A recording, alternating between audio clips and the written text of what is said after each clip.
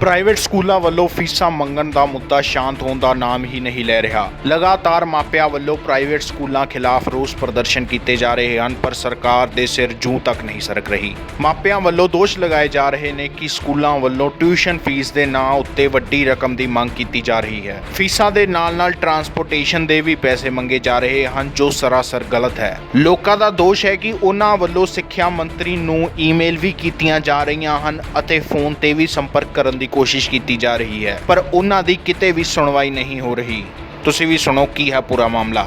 Sir, ਸਾਡਾ ਇਹ peaceful protest ਹੈਗਾ ਡੀਪੀਐਸ ਲੁਧਿਆਣਾ ਦੇ ਪ੍ਰਸ਼ਾਸਨ ਨੂੰ ਜਗਾਉਣ ਦੇ ਲਈ, ਉਹਨਾਂ ਦੀ ਐਡਮਿਨਿਸਟ੍ਰੇਸ਼ਨ ਨੂੰ ਜਗਾਉਣ ਦੇ ਲਈ। ਜੋ ਉਹਨਾਂ ਨੇ ਸਾਨੂੰ ਕੱਲ ਰਾਤ ਨੂੰ ਈਮੇਲ ਪਾਈ ਹੈ ਕਿ ਅਸੀਂ ਤੁਹਾਡੇ ਤੋਂ 11,000 ਰੁਪਏ ਐਜੂਕੇਸ਼ਨ ਫੀਸ 2 ਮਹੀਨੇ ਦੀ, 4,000 ਰੁਪਏ ਟਰਾਂਸਪੋਰਟ ਫੀਸ 100% 2 ਮਹੀਨੇ ਦੀ ਤੇ 12,500 50% ਐਨੂਅਲ ਮਿਸਲੇਨੀਅਸ ਚਾਰजेस ਅਸੀਂ ਚਾਰਜ ਕਰ ਰਹੇ ਹਾਂ ਤੁਹਾਡੇ ਤੋਂ। 8 ਤਾਰੀਖ ਨੂੰ ਉਹ ਮੈਂਡੇਟ ਫਾਰਮ ਦੇ ਨਾਲ ਆਟੋਮੈਟਿਕਲੀ ਤੁਹਾਡੇ ਤੋਂ ਡੈਬਿਟ ਹੋ ਜਾਣਗੇ, ਚਾਹੇ ਤੁਸੀਂ ਇਹਨੂੰ ਦੇਣ ਲਈ ਵਿਲਿੰਗ ਹੋ, ਚਾਹੇ ਤੁਸੀਂ ਅਨਵਿਲਿੰਗ ਹੋ। ਅਸੀਂ ਇਹ ਆਪਣੇ ਸਿੱਖਿਆ ਮੰਤਰੀ ਜੀ, ਆਪਣੇ ਸਕੂਲ ਦੇ ਪ੍ਰਿੰਸੀਪਲ, ਉਹਦਾ ਐਡਮਿਨਿਸਟ੍ਰੇਸ਼ਨ ਡੀਪੀਐਸ ਲੁਧਿਆਣਾ ਦਾ, ਸਾਰਿਆਂ ਤੋਂ ਇਹ ਮੰਗ ਕਰਦੇ ਹਾਂ ਕਿ ਅਸੀਂ ਤੁਹਾਡੇ ਨਾਲ 12 ਸਾਲ ਅਗਲੇ ਰਿਸ਼ਤਾ ਨਿਭਾਉਣਾ। ਜੇ ਅੱਜ 3 ਮਹੀਨੇ ਇਸ ਮਹਾਮਾਰੀ ਦੇ ਦੌਰ ਦੇ ਉੱਤੇ ਤੁਹਾਨੂੰ ਸਾਡੀ ਬਾਂਹ ਫੜਨੀ ਪੈ ਗਈ ਤਾਂ ਕਾਈਂਡਲੀ ਪਿੱਛੇ ਨਾ ਹਟੋ।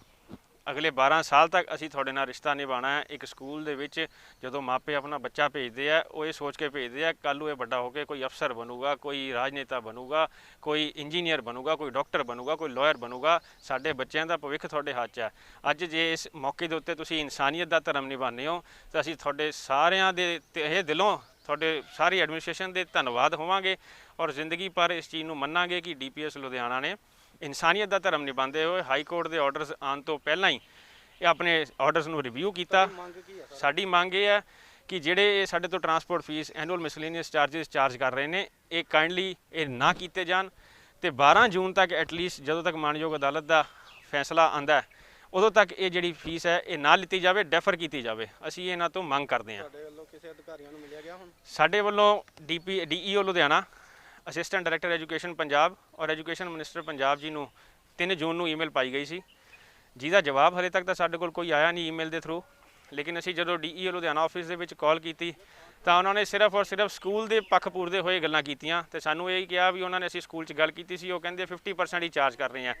ਜਦ ਕਿ ਇਹ 'ਚ ਦੱਸਣਯੋਗ ਗੱਲ ਇਹ ਹੈ ਕਿ 50% is only annual miscellaneous charges. ਤੁਸੀਂ ਦੇਖ ਸਕਦੇ ਹੋ 50% is annual miscellaneous charges 12,500 charge ਕਰ ਰਹੇ ਨੇ, ਬਾਕੀ ਸਾਰਾ ਕੁਝ 100% ਚਾਰਜ ਕਰ ਰਹੇ ਨੇ। ਅਸੀਂ ਡੀਸੀ ਸਾਹਿਬ ਨੂੰ ਮੰਗ ਪੱਤਰ ਦਿੱਤਾ ਜਾਂ ਮਿਲੇ ਹੋ?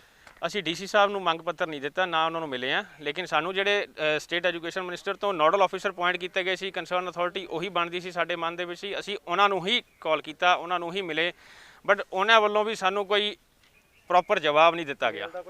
ਕੋਈ ਮੇਲ ਦਾ ਜਵਾਬ ਨਹੀਂ ਆਇਆ। ਉਲਟਾ ਸਾਡੇ ਕੋਲ ਇੱਕ ਸਕੂਲ ਵੱਲੋਂ ਇੱਕ ਹੋਰ ਈਮੇਲ ਆ ਗਈ ਇੰਟੈਗਰਾ ਸ਼ਾਪੀ, ਜਿਹੜੇ ਬੁੱਕਸ ਤੇ ਸਟੇਸ਼ਨਰੀ ਪ੍ਰੋਵਾਈਡ ਕਰਦੇ ਨੇ ਸਕੂਲ ਦੀਆਂ, ਜਿਹਦੇ ਵਿੱਚ ਉਹਨਾਂ ਨੇ ਸਪੈਸ਼ਲ ਕਿਹਾ ਕਿ you will need to purchase the complete set of books and stationery. ਜਦ ਕਿ ਸਕੂਲ ਵੱਲੋਂ ਇਹ ਰੂਲ ਬਣਾਇਆ ਗਿਆ ਸੀਗਾ ਜਿਹਦੇ ਸਿਬਲਿੰਗਸ ਪੜ੍ਹਦੇ ਨੇ ਤੇ ਜੇ ਬੁੱਕਸ ਸੇਮ ਨੇ ਤਾਂ ਤੁਹਾਨੂੰ ਬੁੱਕਸ ਲੈਣ ਦੀ ਲੋੜ ਨਹੀਂ। ਪਲੱਸ ਜੇ ਤੁਹਾਡੇ ਕੋਲ ਸਟੇਸ਼ਨਰੀ ਪਿਛਲੇ ਸਾਲ ਦੀ ਪਈ ਹੈ, you are not bound to purchase that stationery. But ਸਾਨੂੰ ਇੱਥੇ ਇਹਨਾਂ ਨੇ ਲਿਖ ਕੇ ਦਿੱਤਾ ਵੀ ਤੁਹਾਡੀ ਕੋਈ ਰਿਫੰਡ ਨਹੀਂ ਹੋਊਗਾ। ਜੋ ਥੈਲਾ ਤੁਹਾਨੂੰ ਅਸੀਂ ਦੇਵਾਂਗੇ ਉਹ ਥੈਲਾ ਐਜ਼ ਇਟ ਇਜ਼ ਤੁਹਾਨੂੰ ਸਟੇਸ਼ਨਰੀ ਦਾ ਲੈਣਾ ਪਏਗਾ। ਜਿੰਨੇ ਚਾਰਜ ਕਰਾਂਗੇ ਉਹ ਦੇਣੇ ਪੈਣਗੇ। ਜੇ ਸਰ ਤੁਹਾਡੀਆਂ ਮੰਗਾਂ ਨਾ ਵੀ ਪੂਰੀਆਂ ਹੋਈਆਂ ਫਿਰ ਕੀ ਕਰੋਗੇ? ਜੇ ਸਾਡੀਆਂ ਮੰਗਾਂ ਨਹੀਂ ਪੂਰੀਆਂ ਹੁੰਦੀਆਂ ਤਾਂ ਮਾਣਯੋਗ ਅਦਾਲਤ ਹੈਗੇ ਨੇ ਸਾਡੇ ਕੋਲ, ਅਸੀਂ ਉਹਨਾਂ ਦਾ ਦਰਵਾਜ਼ਾ ਖਟਖਟਾਵਾਂਗੇ। ਬੱਚੇ ਸਕੂਲ ਭੇਜੂਗੇ ਜੇ ਖੁੱਲ ਜਾਣ ਦਾ? ਦੇਖੋ, ਕੱਲ ਤੱਕ ਐਚਆਰਡੀ ਮਿਨਿਸਟਰ ਨੇ ਦਿੱਲੀ ਨਿਸ਼ੰਕ ਜੀ, ਉਹਨਾਂ ਨੇ ਸਟੇਟਮੈਂਟ ਦੇ ਦਿੱਤੀ ਸੀ ਵੀ 30 ਅਗਸਤ ਤੱਕ ਤਾਂ ਸਕੂਲ ਬੰਦ ਕਰ ਦਿੱਤੇ ਗਏ ਨੇ ਔਰ ਉਸ ਤੋਂ ਬਾਅਦ ਜੇ ਹਾਲਾਤ ਸੁਧਰੇ ਫਿਰ ਅਸੀਂ ਸੋਚਾਂਗੇ। ਔਰ ਅਸੀਂ ਵੀ ਇਹੀ ਕਹਾਂਗੇ ਵੀ ਪ੍ਰਿੰਸੀਪਲ ਮੈਡਮ ਨੂੰ ਕਿ ਪੇਰੈਂਟਸ ਦੇ ਨਾਲ 1 to 1 ਬੁਲਾ ਕੇ ਗੱਲ ਕਰਕੇ ਹੀ ਪਲੀਜ਼ ਰੈਜ਼ੋਲੂਸ਼ਨ ਕੀਤਾ ਜਾਵੇ, ਕਿਉਂਕਿ ਬੱਚੇ ਸਾਡੇ ਵੀ ਉਨੇ ਹੀ ਨੇ ਜਿੰਨੇ ਉਹਨਾਂ ਦੇ ਨੇ। ਤੇ ਜੇ ਉਹਨਾਂ ਨੂੰ ਸਕੂਲ ਚਲਾਉਣਾ ਤਾਂ ਉਹਨਾਂ ਨੂੰ ਉੱਥੇ ਪ੍ਰੋਪਰ ਸਾਰਾ ਇੰਤਜ਼ਾਮ ਕਰਨਾ ਪਏਗਾ, ਸਕਰੀਨਿੰਗ ਕਰਨੀ ਪਏਗੀ, ਜੋ ਵੀ ਹੈ। ਬਟ ਹਾਲ ਦੀ ਘੜੀ ਜੋ ਹਾਲੇ ਸਿਚੁਏਸ਼ਨ है, we are not willing to send our child till March 21। Sir, हम सोच रहे हैं कि हमने बिल्कुल शांतिपूर्वक हमने ये प्रोटेस्ट करने की कोशिश की है कि जो स्कूल से हमारी डिमांड्स आई हैं वो बिल्कुल इनवैलिड हैं। प्लीज़ उसको स्कूल समझते हुए, एडमिनिस्ट्रेशन समझते हुए उस चीज़ का बिल्कुल एक पॉजिटिव इफ़ेक्ट आए उस चीज़ पे कि हमारी जो मिसलेनियस चार्जेस हैं और ट्रांसपोर्टेशन है जो बिल्कुल इनवैलिड हैं वो बिल्कुल ख़त्म कर दिए जाएँ। क्या मांग क्या स्कूल से?